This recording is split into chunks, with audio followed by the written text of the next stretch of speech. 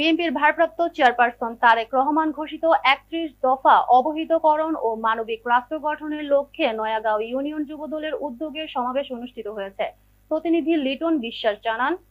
শুক্রবার বিকেলে সোনারগাঁওয়ের নয়াগাঁও স্কুল মাঠে সোনারগাঁও নয়াগাঁও ইউনিয়ন যুবদলের আহ্বায়ক আতাউর রহমানের সভাপতিত্বে প্রধান অতিথি হিসেবে উপস্থিত ছিলেন নারায়ণগঞ্জ জেলা যুবদলের সিনিয়র যুগ্ম আহ্বায়ক খায়রুল ইসলাম সজীব। বিশেষ অতিথি হিসেবে উপস্থিত ছিলেন সোনারগাঁ উপজেলা যুবদলের যুগ্ম আহ্বায়ক কাউসার আহমেদ, সোনারগাঁ উপজেলা যুবদলের যুগ্ম আহ্বায়ক ও বারদি ইউনিয়ন যুবদলের আহ্বায়ক আব্দুল আলী, সোনারগাঁ উপজেলা যুবদলের নেতা সোহেল রানা, নয়াগাঁও ইউনিয়ন যুবদলের যুগ্ম আহ্বায়ক মোহাম্মদ সানাউল্লাহ প্রধান,